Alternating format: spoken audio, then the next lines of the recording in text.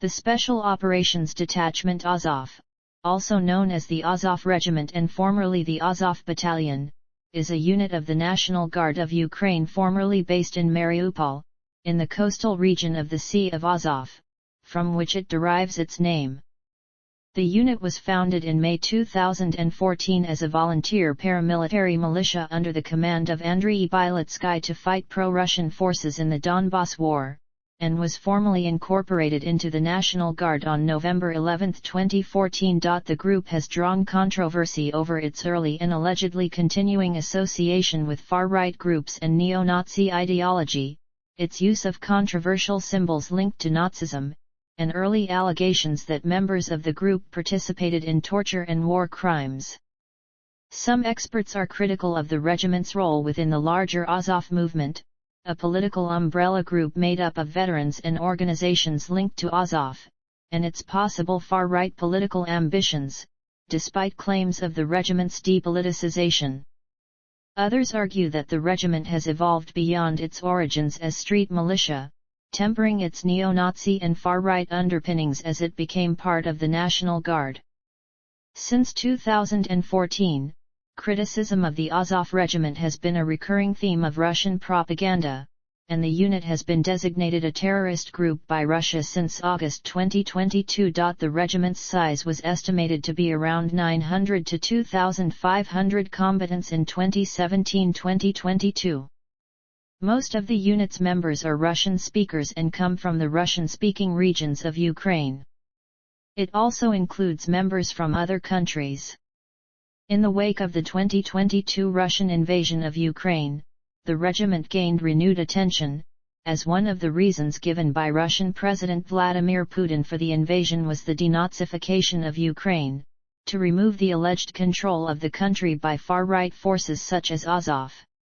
During the siege of Mariupol, the regiment played a prominent role in the city's defense, and made its final stand at the Azovstal steel plant.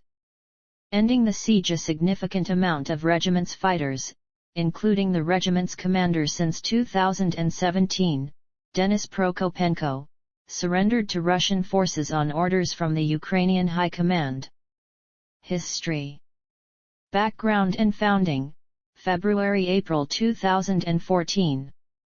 According to anti-fascist researcher Vyacheslav Lakachev, Azov had many roots. For example, Jewish activist Nathan Hazen has described forming a group of around 26 activists in the Automaidan movement in 2013 who he said formed the backbone of Azov, while other sources emphasize the presence of former Patriot of Ukraine activists. According to Katerina Sergetskova in Hromadsk, parts of the Azov regiment had its roots in a group of ultras of FC Medalist Kharkiv named Sect 82 accused of Nazi leanings.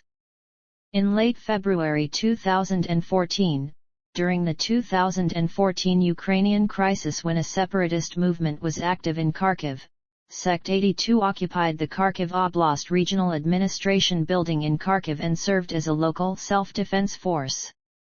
Soon after, a company of the Special Tasks Patrol Police called Eastern Corps was formed on the basis of Sect 82, which would join Azov in 2015.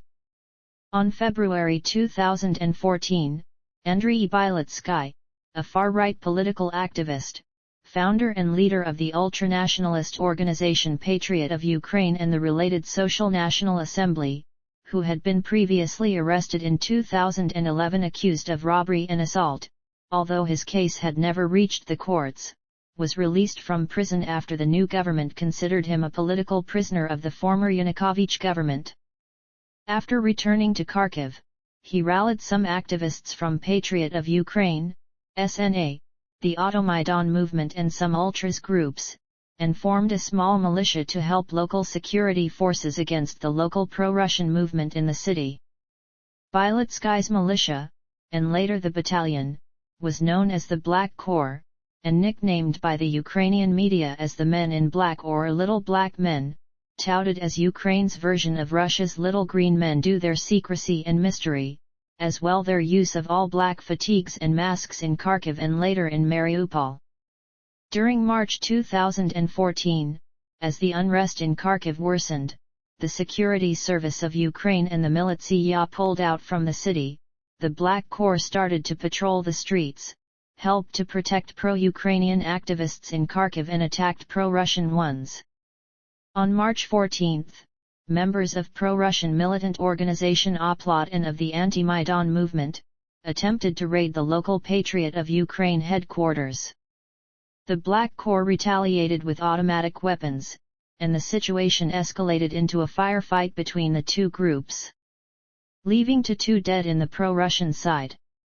At that time, the Black Corps had around 60 to 70 members and they were mostly lightly armed. By April, during the initial phases of the war in Donbass, the Ukrainian armed forces suffered a number of defeats and setbacks against the separatists, as they were ill-prepared, ill-equipped, lacking in professionalism, morale, fighting spirit, and with severe incompetence in the high command.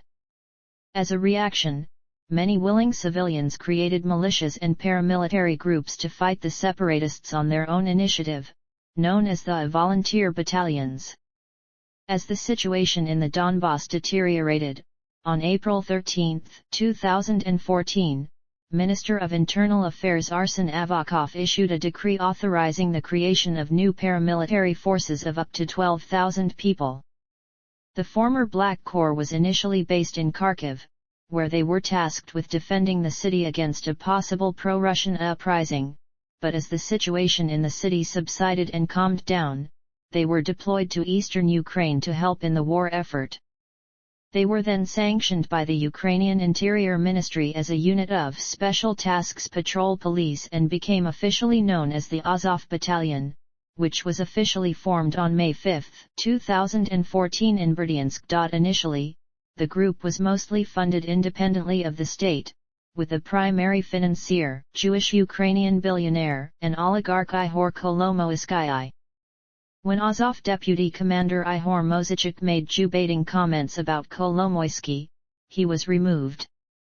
Among other early patrons of the battalion were Oli Lyashko, a member of the Verkhovna Rada, ultranationalist Dmytro Korchinsky, businessman Sarai Tarada, and Minister of Internal Affairs Arsen Avakov. The battalion received training near Kyiv by instructors with experience in the Georgian Armed Forces. Special Tasks Patrol Police, May 2014. The battalion had its baptism by fire in Mariupol in May 2014, where it was involved in combat during the First Battle of Mariupol as part of the counter-offensive to recapture the city from separatists of the self-proclaimed Donetsk People's Republic. On June 13, together with fellow Special Tasks Patrol Police Battalion Dnipro 1, they retook key buildings and strongholds occupied by separatists, killing at least 5 separatists and destroying 1 enemy BRDM-2 armored vehicle and 1 armored truck during battle. After the battle, Azov remained as a garrison in Mariupol for a time, where they were tasked of patrolling the region around the Sea of Azov to prevent arms trafficking from Russia into separatist hands, and was briefly relocated to Berdyansk. On June 10, the battalion dismissed Deputy Commander Yaroslav Honchar and distanced themselves from him after he made statements critical of looting and debauchery in the Azov Battalion. Igor Mozychuk became Deputy Commander. On 10-11 August 2014 the Azov Battalion, together with the Shakhtarsk Battalion, Dnipro 1 Battalion, and the Ukrainian Army, supported an assault on the city of Ilovaisk spearheaded by the Donbass Battalion. The performance of Azov was criticized by fellow members of the Donbass Battalion and by a later report by the Commission of the Verkhovna Rada on the failures of the Battle of Ilovaisk, which criticized Azov of arriving undermanned and late to the battle, and failing to cover the flanks of other forces. During the initial assault, Azov suffered heavy losses. The Azov Battalion helped to clear the city of separatists and reinforce Ukrainian positions.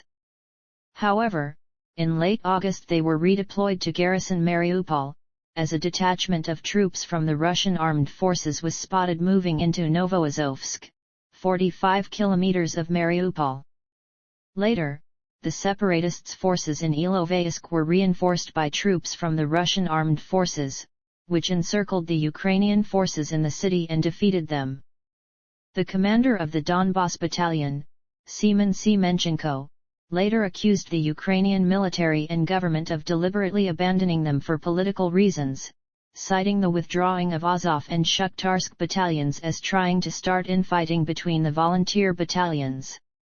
In the Battle of Novoazovsk from 25 to August 28, 2014, the Azov Battalion and Ukrainian forces did not fare much better, as they were pushed back by superior firepower of the tanks and armored vehicles of the separatists and Russians. On August 11, 2014, another detachment of the Azov Battalion, backed by Ukrainian paratroopers, captured Marinka from pro-Russian rebels and entered the suburbs of Donetsk, clashing with Donetsk People's Republic fighters. With Novoazovsk captured, the separatists began preparing a second offensive against Mariupol. In early September 2014, the Azov Battalion was engaged in the Second Battle of Mariupol. As the separatist forces closed in on the city, the Azov Battalion were in the vanguard of the defense, providing reconnaissance around the villages of Shirokine and Bazymen, located a few kilometers east of Mariupol. At the same time, Azov started to train Mariupol citizens in self-defense and organize popular militias to defend the city. The separatists were able to push far into Mariupol, reaching the outer suburbs and coming within 5 kilometers of the city. But an overnight counter-offensive on September 4 launched by Azov and the armed forces pushed the DPR forces away from the city. Regarding the ceasefire agreed on September 5, Azov commander Andriy Bylitsky stated, "If it was a tactical move, there is nothing wrong with it. If it's an attempt to reach an agreement concerning Ukrainian soil with separatists, then obviously it's a betrayal." At this time, Azov had 500 members. Reorganization and incorporated into the National Guard of Ukraine, November 2014. In September 2014, the Azov Battalion underwent a reorganization, and was upgraded from a battalion to a regiment, and in November 11, the regiment was officially enrolled into the National Guard of Ukraine. This was part of larger policy changes by the Ukrainian government of integrating the independent volunteer battalions under either the Ukrainian Ground Forces or the National Guard into the formal chain of command of the anti-terrorist operation. The now Azov Regiment was designated as Military Unit 3057 and officially named the Azov Special Operations Detachment. Following its official enrollment in the National Guard, Azov received official funding from the Ukrainian Interior Ministry and other sources. Around this time, Azov started receiving increased supplies of heavy arms. The founder of Azov, Andriy Bylitsky, left the battalion in October 2014 and his influence dissipated afterwards. On October 14, 2014, Azov servicemen took part in a march to commemorate the 72nd anniversary of the Ukrainian insurgent army in Kyiv organized by the Right Sector. And on October 31, 2014, Deputy Commander of the Azov Battalion Vadim Troyan was appointed head of Kyiv Oblast Police. Battle of Shirokine, January 2015. On January 24, 2015, Mariupol came under an indiscriminate rocket bombing by separatists, which left 31 dead and 108 injured. In January 28, 2 Azov members were killed in a shelling of a checkpoint in the eastern part of Mariupol. Both attacks were conducted from an area near the village of Shirokine, 11 kilometers east of Mariupol, where there was significant movement of separatist troops in the region, stoking fears of a third offensive against Mariupol. In February 2015, the Azov Regiment responded by spearheading a surprise offensive against the separatists in Shirokine. The objective was to create a buffer zone to prevent more bombings of Mariupol and push the separatists' forces back into Novoazovsk. The attack by the Azov Regiment was reinforced by the Ukrainian Army and air assault forces, as well the Donbas Battalion of the National Guard and the Independent Volunteer Battalions Ukrainian Volunteer Corps and the Chechen Muslim Sheikh Mansur Battalion. In February 2015, after breaking through Donetsk People's Republic lines, the Azov Regiment managed to quickly capture the towns of Shirokine, Pavlopil, and Kominternov, and began to advance toward Novoazovsk. The Ukrainian forces were stopped in the town of Sakhanka, where the separatists held the line by using heavy artillery and armored vehicles. By February 12, 2015, the separatists launched an all-out counter-offensive which resulted in heavy losses for Azov.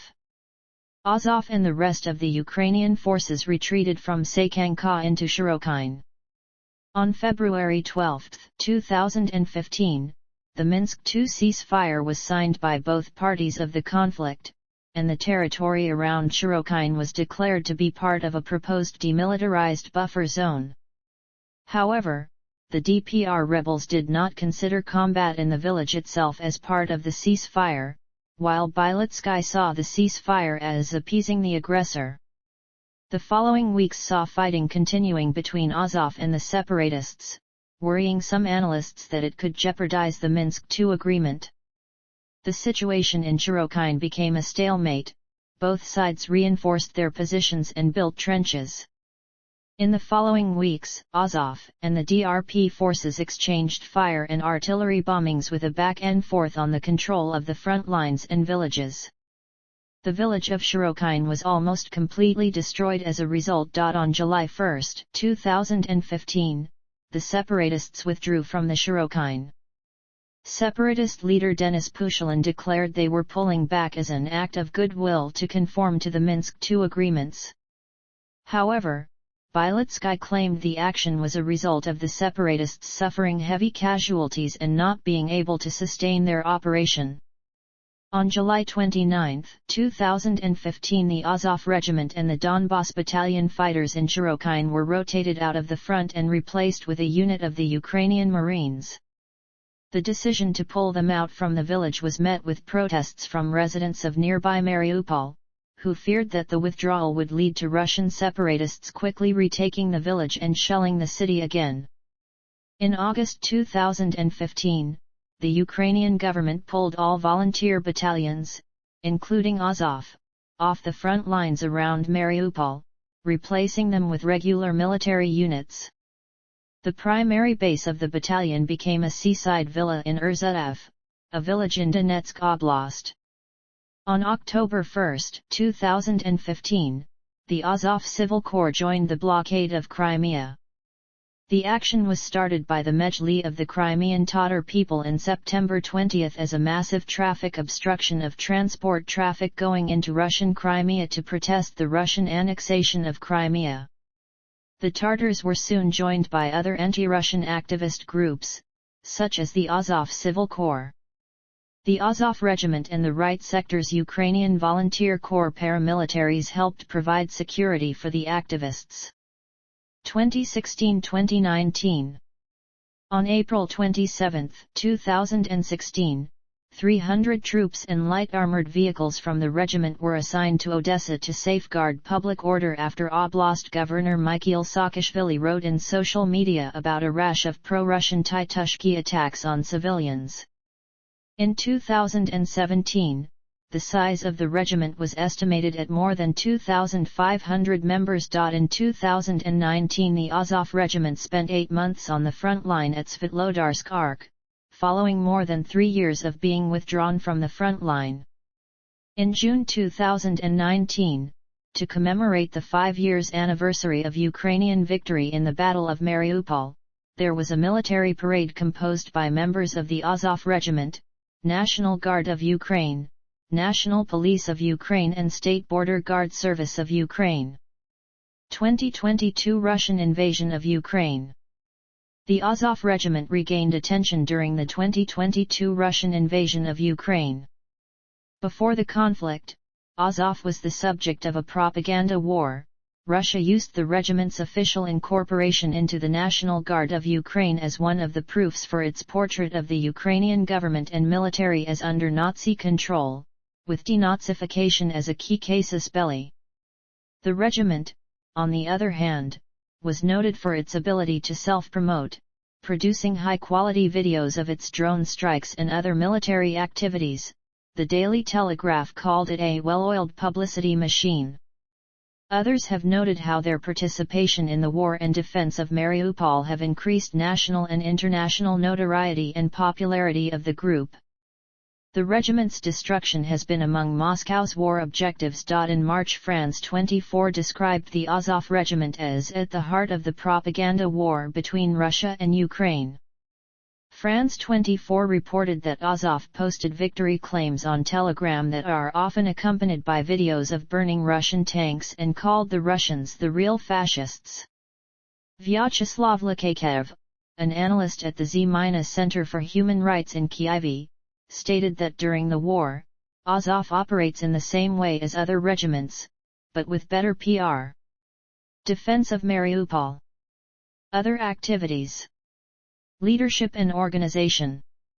The regiment's first commander was Andrei Bielitsky. Bielitsky stayed out of the public spotlight working on expanding Azov to battalion size. In summer 2014, he took command of the unit. In August 2014, he was awarded the Military Decoration Order for Courage by Ukrainian President Petro Poroshenko and promoted to the rank of lieutenant colonel in the Interior Ministry's police forces. After Bielitsky was elected into the Ukrainian parliament in the 2014 Ukrainian parliamentary election, he left the regiment, and terminated his contract with the National Guard in 2016. A July 16, 2014 report placed the Azov Battalion's strength at 300. An earlier report stated that on June 23 almost 600 volunteers, including women, took oaths to join the Donbass and Azov battalions. The unit included 900 volunteers as of March 2015. Commanders. The first commander was Andrei Bielitsky, who led the group from the group's inception in May to October 2014 when he ran for political office in the 2014 Ukrainian parliamentary election. Previous Azov commanders included Ihor Mikhailenko and Maxim Zorin. From July 2017 to May 2022, the leader was Lieutenant Colonel Denis Prokopenko, who became the youngest commander in the history of the armed forces of Ukraine. In May 2022, the second in command was Captain Sviatoslav Palomar, who was captured by Russian forces and later released in a prisoner swap. On June 18, 2022, Mykhailinot Tokai was appointed as new commander of the Azov Regiment. The commander of the 2nd Battalion of the Azov Special Operations Forces, Kyiv Regiment is Dmytro Kukarchuk. Status. Azov was initially formed as a volunteer militia in May 2014. In 2015, the Ukrainian government decided to turn all volunteer battalions, both the territorial defense battalions associated with the armed forces, and the Special Tasks Patrol Police of the Interior Ministry, into regular units of the Ukrainian Armed Forces and the National Guard, respectively. Azov is one of the latter. The Ukrainian government also opted to deploy only volunteer units to the Donbass front, pledging that conscripts would not be sent into combat. In January 2015, Azov Regiment was officially upgraded to a regiment and its structures took a definite shape. A mobilization center and a training facility were established in Kyiv, in the former industrial complex Atek, for selection and examination.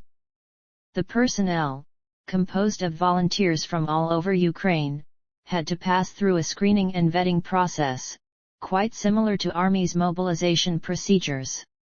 Recruits were then assigned to the combat units of the regiments, or to support and supply units, where they undertake intensive combat drills training. Reconnaissance and explosive ordnance disposal units were considered the elite of Azov and were manned by the most experienced personnel. Foreign fighters. According to the Daily Telegraph, in August 2014, the Azov Battalion's extremist politics and professional English social media pages had attracted foreign fighters, including people from Brazil, Italy, the United Kingdom, France, the United States, Greece, Sweden, Spain, Slovakia, Croatia, Czech Republic, and Russia. While the February 2015 Minsk II ceasefire agreement speaks of the withdrawal of foreign fighters, the agreement was never fully implemented. Though only about 50 Russian nationals were members of the Azov Regiment in April 2015, the regiment still included foreign fighters in August 2015. For example, an ex-British Army serviceman Chris Garrett and a 33-year-old former soldier of the Greek Army and French Foreign Legion known by the nom de guerre of the Greek. Investigative journalist Michael Colborne wrote that by 2015 the regiment had largely lost interest in recruitment of foreigners, let alone in forming international friendships. However, he noted that the same could not be said for the broader Azov movement, especially the National Core political party. In late 2016, Brazilian investigators uncovered an alleged plot to recruit Brazilian far-right activists for the Azov-aligned misanthropic division. American white nationalists have unsuccessfully tried to join Azov. In 2016, Andrew Wanashuk, who later joined the neo-Nazi terrorist group Atomwaffen Division, joined an Azov Movement podcast in 2016. Azov has cultivated ties with the Atomwaffen Division. According to the Counter-Extremism Project, the Azov Regiment made clear in 2019 that it was no longer accepting foreigners, since foreigners could only serve in the Ukrainian army as contractors. However, during the 2022 Russian invasion of Ukraine it once again actively recruited foreign volunteers. In 2019, support for the group was temporarily not allowed under Facebook's Dangerous Individuals and Organizations policy. In 2021, Time reported on the use of Facebook by the group to recruit far-right individuals from other countries, reporting instances from 2018. During the 2022 Russian invasion of Ukraine, the Dangerous Individuals and Organizations policy was relaxed. In 2019, the FBI had arrested a 24-year-old American soldier for a bomb plot, who had wanted to travel to Ukraine to join the regiment. In 2020, Ukraine deported 2 American Atomwaffen members who wanted to join the regiment. A Ukrainian official told BuzzFeed News that for anyone to join the regiment, official channels had to be used. In June 2022, Kacper Rikowiak wrote in Combating Terrorism Center at West Point that Ukrainian units with far-right histories are now deeply integrated into Ukraine's armed forces and eschew foreign recruitment, and one of those units, the Azov Regiment, was decimated during the siege of Mariupol. Very few foreign right-wing extremists have been recruited into Ukraine's International Legion. In fact, anecdotal evidence suggests most of the foreign fighters who have traveled this year to fight on the Ukrainian side are fighting to safeguard Ukraine's future as a Western democracy. All this means that while Western governments should keep a watchful eye on foreign fighter flows to Ukraine, they must also counter Russian disinformation efforts that massively inflate the presence of right-wing extremists on the Ukrainian side. Russian Azov volunteers formed their own separate unit as a response to the Russian invasion, known as the Russian Volunteer Corps. Azov Movement.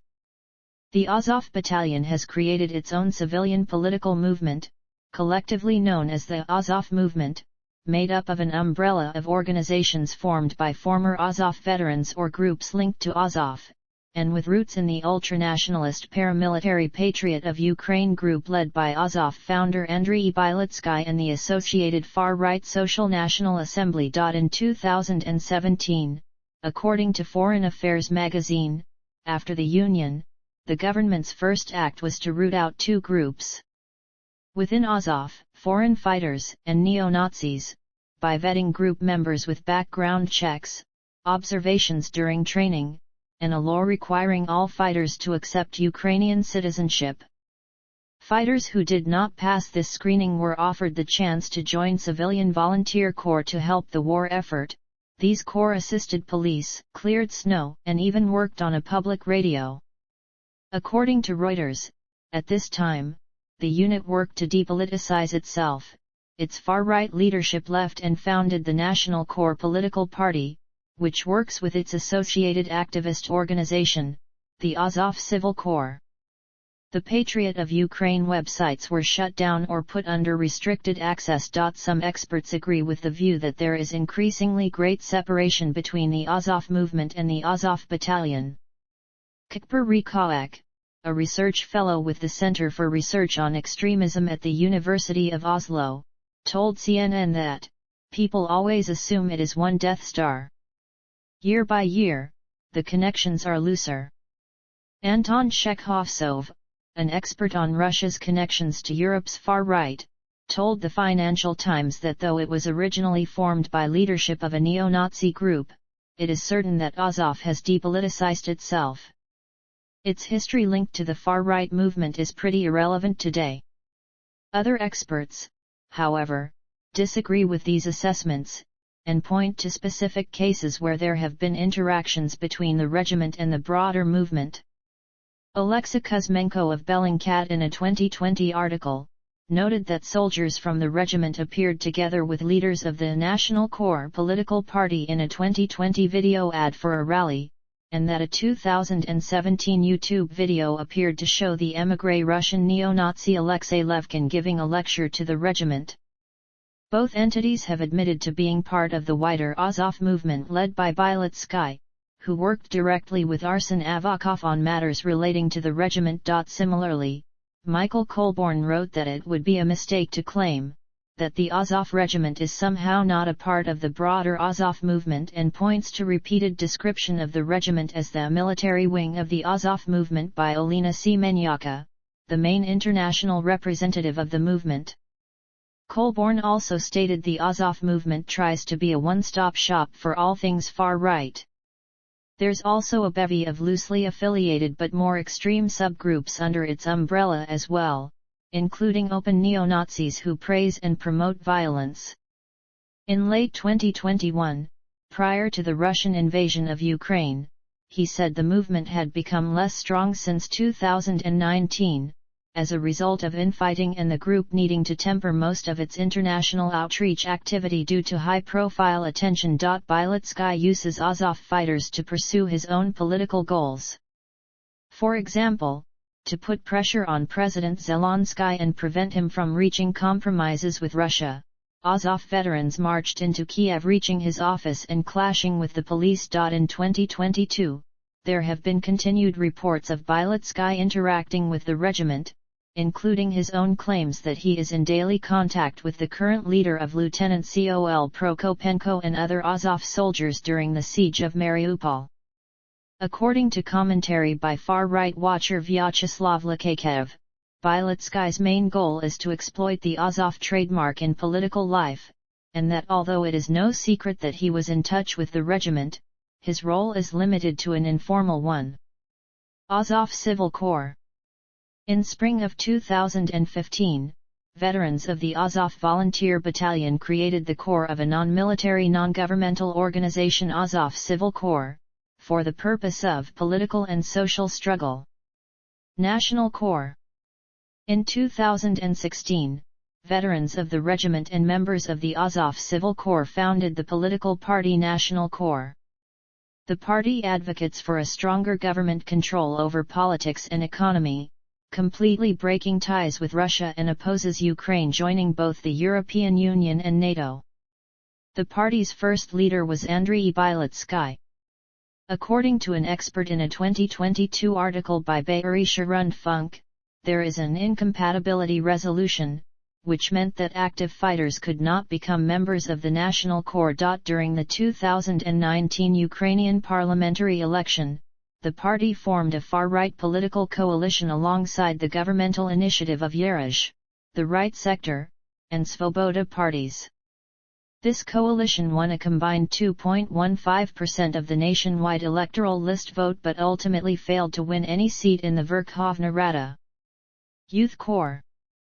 The Youth Corps is a non-governmental organization engaged in the patriotic upbringing of children, and to take them once they grow up, to the national militia of Azov movement.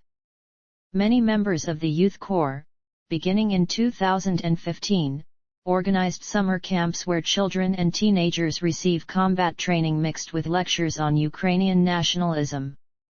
National Militia, 2017-2020. In 2017, a paramilitary group called the National Militia, closely linked to the Azov movement, was formed. Its stated aim was to assist law enforcement agencies, which is allowed under Ukrainian law, and it has conducted street patrols. In March 2019, its membership was reportedly in the low thousands. On January 29, 2018, members of the National Militia stormed a municipal council meeting in Cherkasy, and refused to let officials leave the building until they had approved the city's long-delayed budget. In 2018, the National Militia carried out a series of attacks on Romani settlements. The National Militia ceased its activities in 2020 and has been inactive since then. According to Michael Colborn, the National Militia has been de facto replaced by the Centuria Group. Centuria. According to Alexa Kuzmenko, in a piece published for George Washington University's Institute for European, Russian, and Eurasian Studies, the leadership of Centuria, a self-described European traditionalist group of military officers that aims to defend the cultural and ethnic identity of European peoples against Brussels politicos and bureaucrats, has ties to the Azov movement. The organization has promoted Azov to Hetman Petro Sahaydatny National Army Academy cadets, and credibly claimed that its members lectured in the Azov Regiment of the National Guard, the military wing of the Azov movement.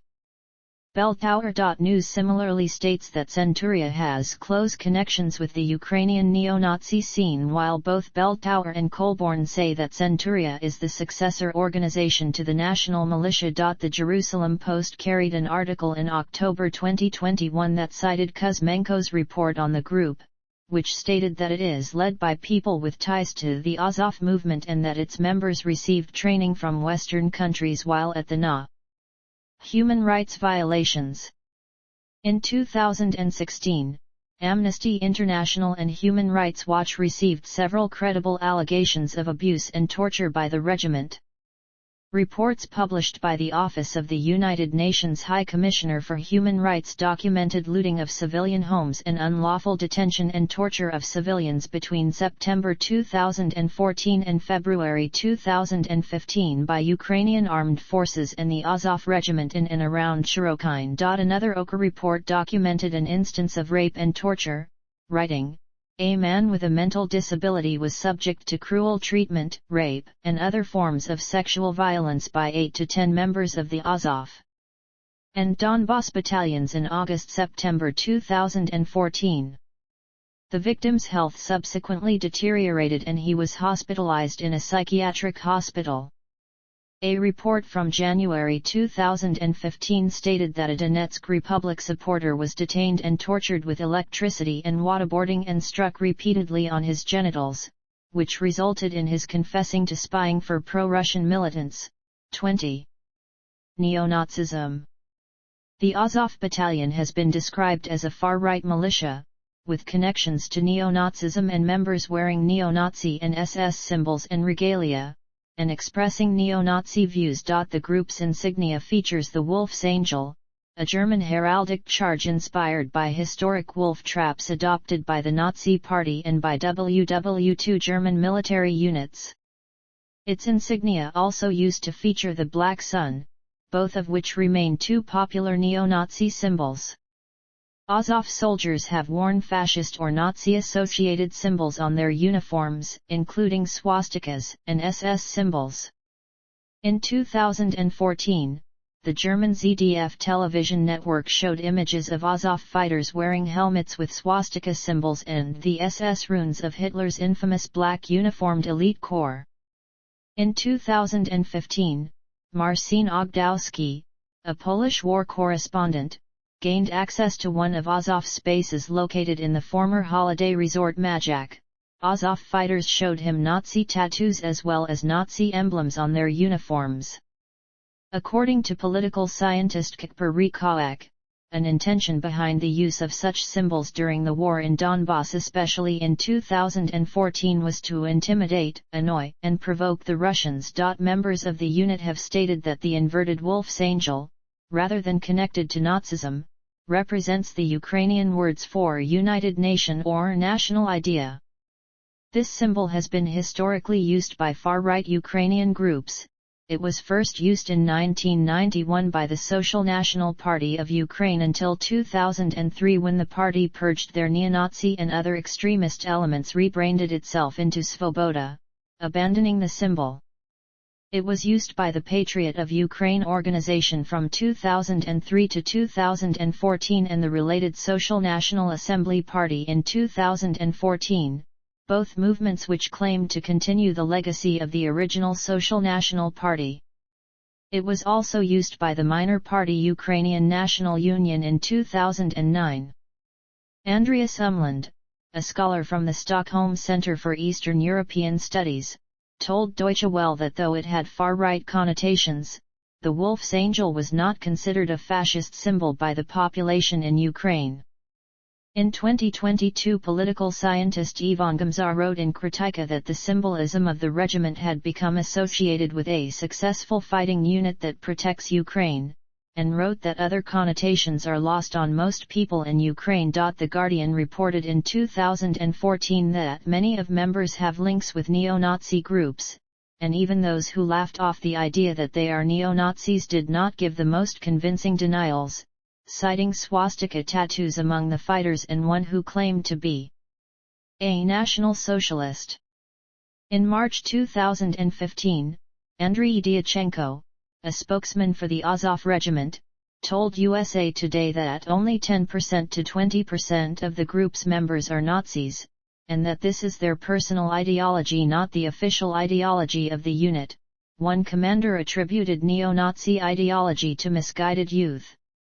According to the Daily Beast, some of the group's members are neo-Nazis, white supremacists, and avowed anti-Semites, and numerous swastika tattoos of different members and their tendency to go into battle with swastikas or SS insignias drawn on their helmets make it very difficult for other members of the group to plausibly deny any neo-Nazi affiliations. Ukrainian affairs writer Lev Golinkin wrote in The Nation in 2019 that post-Maidan Ukraine is the world's only nation to have a neo-Nazi formation in its armed forces. Bellingcat, an investigative journalist group, has traced ties between the Azov movement and American white supremacist groups. Michael Colborne of Bellingcat, writing in Foreign Policy in 2019, called the Azov movement a dangerous neo-Nazi friendly extremist movement with global ambitions, citing similarities between the group's ideology and symbolism and that of the 2019 Christchurch mosque shooter, along with efforts by the group to recruit American right-wing extremists. In a 2020 Atlantic Council article, Bellingcat's Oleksiy Kuzmenko wrote that the far right in general significantly damaged Ukraine's international reputation, creating a vulnerability to hostile narratives that exaggerate its role. Since 2017, the official position of the Ukrainian government is that the unit has depoliticized itself. The then Minister of Internal Affairs Arsen Avakov claimed that the shameful information campaign about the alleged spread of Nazi ideology is a deliberate attempt to discredit the Azov unit and the National Guard of Ukraine. In March 2022, in an open letter to Russia published through Russian journalist Alexander Nevzorov, Azov Regiment strongly denounced allegations of its neo-Nazi orientation, defining Nazism as a tireless need to exterminate those who dared to be free, and noting that the regiment incorporated people of many ethnicities and religions, including Ukrainians, Russians, Jews, Muslims, Greeks, Georgians, Crimean Tatars, and Belarusians. According to the letter, Nazism, as well Stalinism, were despised by the regiment, since Ukraine greatly suffered from both. Some commentators concur that the unit has depoliticized. A 2015 Reuters report noted that after the unit's inclusion in the National Guard and receipt of heavier equipment, Andriy Bylitsky toned down his usual rhetoric, while most of the extremist leadership had left to focus on political careers in the National Corps Party or the Azov Civil Corps. An article published by Foreign Affairs in 2017 argued that the group was relatively depoliticized and de-radicalized after it was brought into the fold of the National Guard of Ukraine. The government started a process with the objective of ferreting out neo-Nazis and foreign fighters, with background checks, observations during training, and a law requiring all fighters to accept Ukrainian citizenship. A former USAID official commented that the real danger was not the original paramilitary group, but the civil movement Azov had spawned. In the years following its integration into the National Guard, a number of experts and commentators have stated that the radical right-wing ideology associated with the battalion has become more marginal, or that it does not make sense to describe it as a neo-Nazi regiment. In February 2020, the Atlantic Council published an article by Anton Shekhovsov, a scholar of right-wing extremism in Europe and expert on Russia's connections to Europe's far right. Shekhovsov argued that Azov should not be designated a foreign terrorist organization, for reasons including that it was a regiment of the Ukrainian National Guard, and therefore was part of official structures and followed orders given by the Interior Ministry, and that some claimed extremist links to Brenton Tarrant, the Rise Above movement, and American right-wing terrorists in general were poorly evidenced. He also told the Financial Times that though it was originally formed by leadership of a neo-Nazi group, it is certain that Azov has depoliticized itself. Its history linked to the far-right movement is pretty irrelevant today.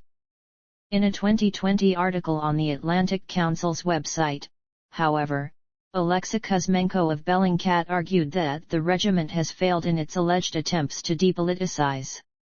Shekhovsov, writing in the Euromaidan press in 2022, reiterated his view that the Azov regiment had become largely depoliticized and had lost most of its neo-Nazi and far-right views, describing it as a highly professional detachment for specific operations. Neither a political organization, nor a militia, nor a far-right battalion. Following the start of the 2022 Russian invasion of Ukraine, The Washington Post painted a picture of a group aware of its origins, and still with a far-right adherent commander and some extremist members, but much changed from its origins. Many recruits joining the regiment are well aware of its past, and join up for various reasons, including Azov's positive reputation for training new recruits. While extremist elements remain, it is less driven by ideology than it was at its formation, and the chief motivation now is patriotism, and anger at Russian provocations and the attack on Ukraine.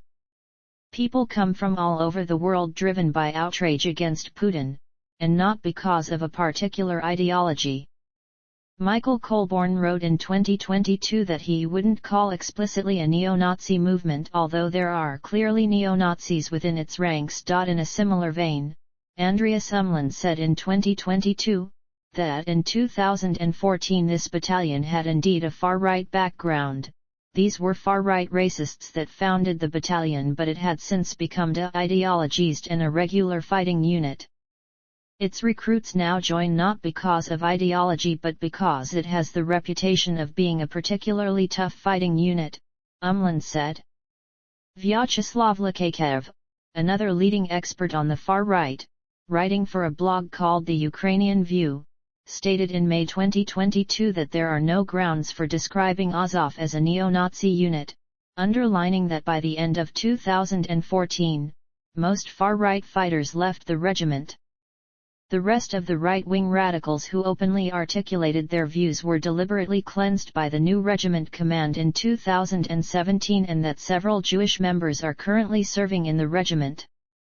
In an interview with the Kyiv Independent, Ilya Samylenko, an Azov officer, stated that while he acknowledged the regiment's obscure past, he and other members had chosen to leave the past behind when they integrated with the mainstream Ukrainian military. Similarly, in an interview with Israeli newspaper Haaretz, Azov Deputy Commander Sviatoslav Palomar denied the regiment being a neo-Nazi formation and said, "What is Nazism? When someone thinks that one nation is superior to another nation, when someone thinks he has a right to invade another country and destroy its inhabitants. We believe in our country's territorial integrity. We have never attacked anyone, and we have not wanted to do that. In April 2022, Israeli historian and Nazi hunter Ephraim Zuroff dismissed the claims that allegations made against the Azov Regiment are part of a Russian disinformation. He explained in an interview with the Ottawa Citizen, "It's not Russian propaganda, far from it. These people are neo-Nazis. There is an element of the ultra-right in Ukraine and it's absurd to ignore it." In June 2022, Colborne told Haaretz that the battalion has gone through changes over the years. After the first few years that the battalion was founded, only a small minority had far-right connections.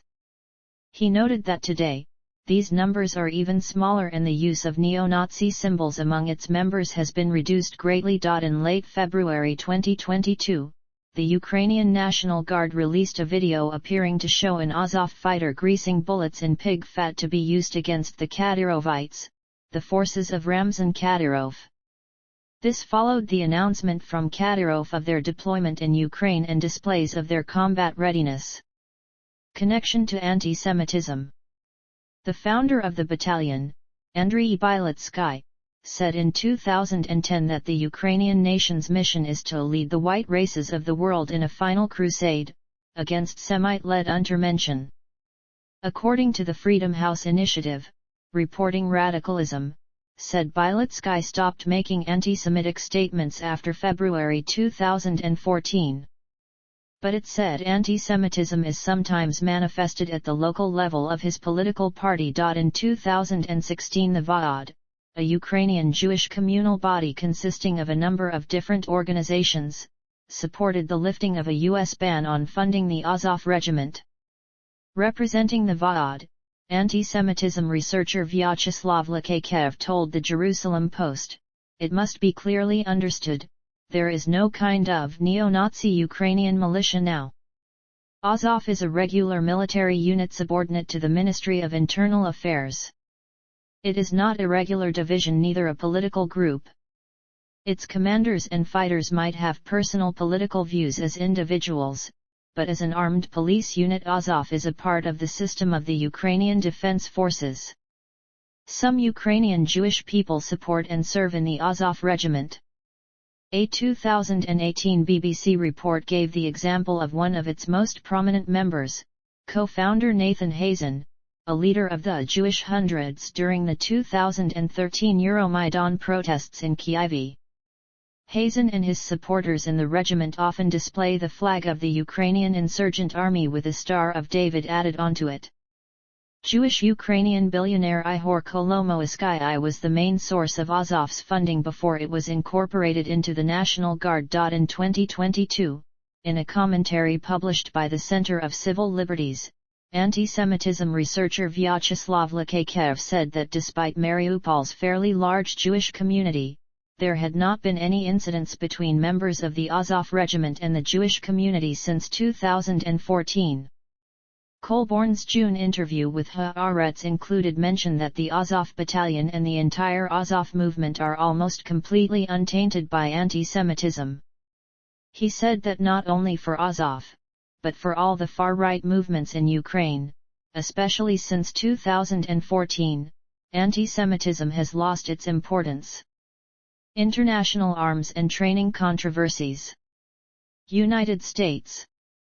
In March 2015, Ukrainian Interior Minister Arsen Avakov announced that the Azov Regiment would be among the first units to be trained by United States Army troops in the Operation Fearless Guardian training mission. U.S. training, however, was withdrawn on June 12, 2015, as the U.S. House of Representatives passed an amendment blocking any aid to the regiment due to its neo-Nazi background. However, the amendment was later removed in November 2015, with James Cardin writing in The Nation that an official familiar with the debate told him that the House Defense Appropriations Committee came under pressure from the Pentagon to remove the Conyers-Yoho amendment from the text of the bill. The decision was opposed by the Simon Wiesenthal Center, which stated that lifting the ban highlighted the danger of Holocaust distortion in Ukraine, and by a Likud MP, but supported by Ukraine's Jewish community. In 2018, the U.S. House of Representatives again passed a provision blocking any training of Azov members by American forces, citing its neo-Nazi connections. In October 2019, members of the U.S. House of Representatives from the Democratic Party requested that the Azov Regiment and two other far-right groups be classified as a foreign terrorist organization by the U.S. State Department, citing recent acts of right-wing violence such as the Christchurch mosque shootings earlier that year. The request spurred protests by Azov's supporters in Ukraine. Ultimately, the regiment was not placed into the foreign terrorist organization list. In June 2022, U.S. Representative Jason Crow, who signed the 2019 letter, told the Wall Street Journal that he was not aware of any information that currently shows a direct connection to extremism now, also adding, "I am sensitive to the fact that the past isn't necessarily prologue here, that groups can change and evolve, and that the war might have changed the organization." In early 2022, during the Russian invasion of Ukraine, the U.S. continued to officially ban arms support to Azov via the yearly Consolidated Appropriations Act, 2022, following the 2018 provision. However, prominent lawmakers, when pressed about monitoring this rule, stated, "Our main goal is to aid the Ukrainians in their defense," according to Senator Richard Blumenthal of the U.S. Senate Armed Services Committee. Canada. In June 2015, the Canadian Defence Minister declared that Canadian forces would not provide training or support to the Azov Regiment. There is mounting evidence that Canada helped train members of Centuria. This was during Operation Unifier, a $890 million project to train the armed forces of Ukraine. In 2021, a report from George Washington University discovered that extremists from this group were bragging about being trained by Canadian forces. In addition, an investigation by Ottawa Citizen discovered that Canadian officials met with leaders from Azov Battalion in 2018, and that Canadian officials did not denounce the unit's neo-Nazi beliefs. Canadian officials were more concerned that the media would expose the meeting. Canadian officers and diplomats were photographed with battalion officials, which was subsequently used as propaganda by Azov. CTV News found evidence on the social media account of an Azov leader training with Canadian instructors in 2019. The Canadian military has denied any knowledge that extremists were trained by Canadian forces. Israel. In 2018, more than 40 Israeli human rights activists signed a petition to stop arms sales to Ukraine, saying there was evidence some of these arms might end up in the hands of the forces that the activists said openly espouse a neo-Nazi ideology, such as the Azov militia. In 2022, the Jerusalem Post raised concerns about the Matador small anti-armor missile, CO produced by Israel, being shown in videos fired by a fighter from what it characterized as the neo-Nazi Azov Battalion. Greece. In April 2022, a controversy occurred in Greece when Ukraine's President Volodymyr Zelensky appeared with a soldier from the Azov Regiment via video link to address the Hellenic Parliament. This soldier had allegedly been chosen to speak on the destruction of Mariupol because of his Greek ethnicity and knowledge of the language. The appearance caused outrage by opposition parties Syriza and Kinal and was labeled a provocation because of the association of the Azov Regiment with neo-Nazism. Giannis Oikonomou, spokesperson of the Greek government, said the inclusion of the Azov Regiment message was incorrect and inappropriate, but criticized Syriza for using the incident for political gain. Use in Russian propaganda and information campaigns. Pre-2022. The regiment, along with other similar groups, have been central to Russia's narrative that there is a Nazi influence that permeates Ukraine, justifying intervention by the Russian armed forces in efforts to denazify it. The unit is regularly singled out by Russia as proof the Ukrainian armed forces is plagued with neo-Nazism.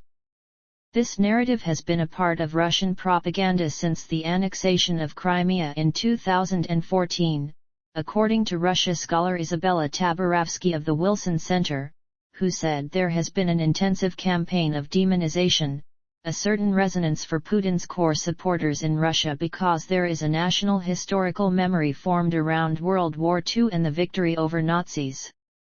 It is a strong part of the national identity. During the early days of the war in Donbass, mostly in 2015-2017, Azov was featured in various fabricated videos by Russia and Russia-linked groups. Shortly before 2016 Dutch-Ukraine-European Union Association Agreement referendum, a video appeared of fighters supposedly from Azov. In it, the fighters burned a Dutch flag and threatened terrorist strikes if the referendum failed. They said, "We will find you everywhere, in the cinema, at work, in your bedroom, public transport, we have our guys in the Netherlands, ready to follow any order." The video, according to a Bellingcat investigation, was produced and distributed by the Internet Research Agency and spread virally before being posted by the group that sponsored the referendum. In another instance, Cyberberkut, which portrayed itself as disgruntled Ukrainians but was later linked to the GRU, leaked a fabricated video portraying ISIS soldiers supposedly fighting in Azov. According to the Atlantic Council's Digital Forensic Research Lab, this was part of a broader narrative surrounding Muslim soldiers in various of the Ukrainian armed forces, most notably the Crimean Tatars. In another video, a follow-up to the atrocity propaganda Crucified Boy series of videos, acting as punishers, members of Azov supposedly crucify and burn a separatist. Some of these resurfaced once again after the 2022 invasion on social media.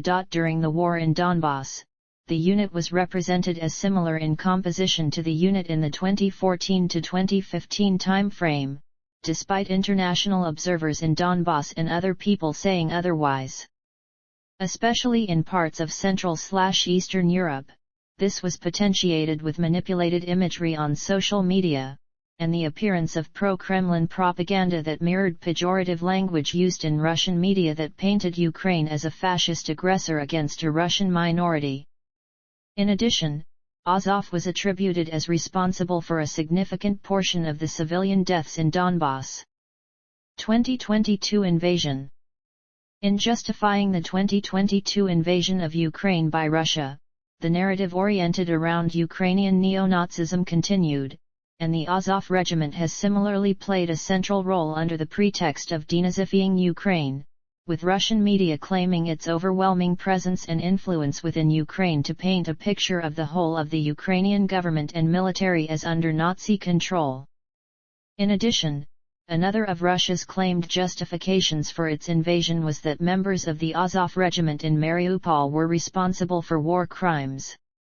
Chief spokesman Igor Konashenkov of Russia's Ministry of Defense claimed, it was these Azov Battalion Nazis who had been exterminating civilian population in Donetsk and Luhansk republics, deliberately and with exceptional cruelty, for 8 years. Russian leaders have sometimes made aggressive denouncements of Ukrainian nationalism, using the presence of crazed nationalistic battalions using rhetorical tactics reminiscent of Tsarist or Soviet era when Ukrainian identity was often depressed.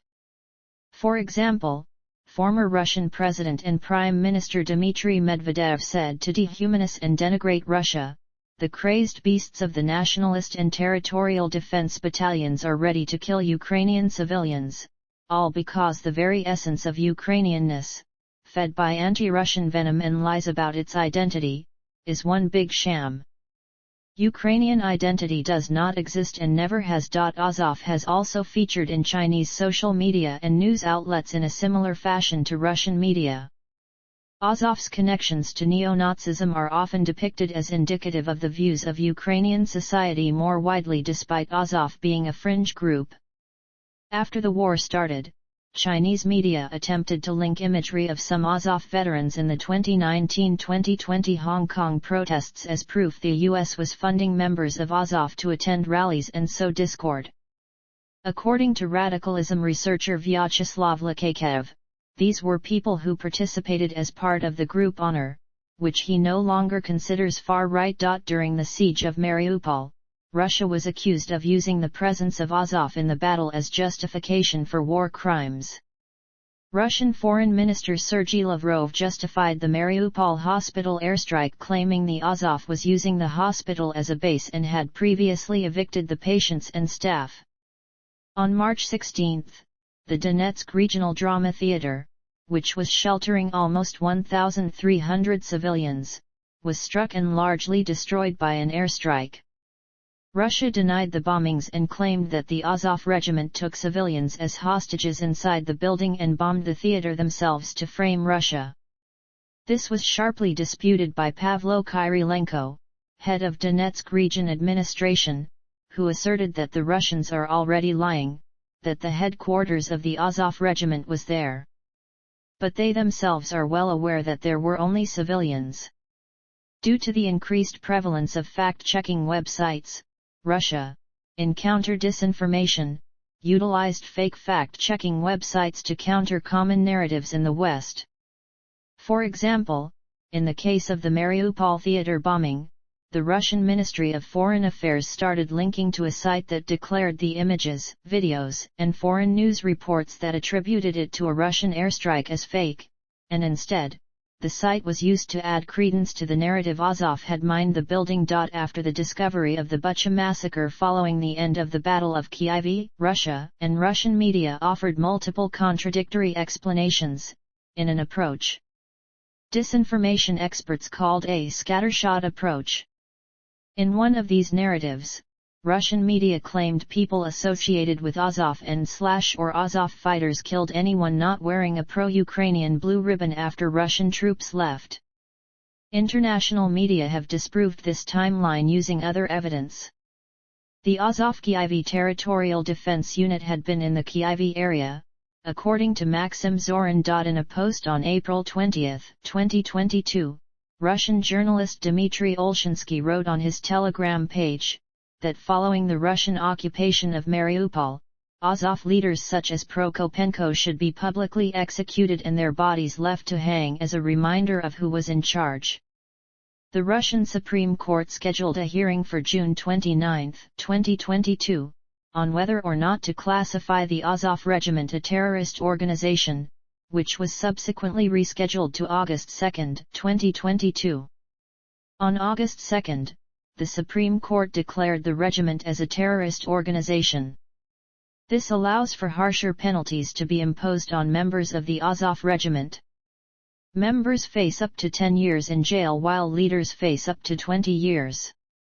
See also: Neo-Nazism Ukraine, Azov Battalion unit of the Ukrainian Ground Forces, Sich Battalion Ukrainian Nationalist Paramilitary Battalion, Sparta Battalion Russian Separatist Paramilitary Battalion in Donbass, Ukrainian Volunteer Corps Paramilitary Unit in Ukraine, Kraken Regiment Ukrainian Military Volunteer Unit, Wagner Group Russian Private Military Company.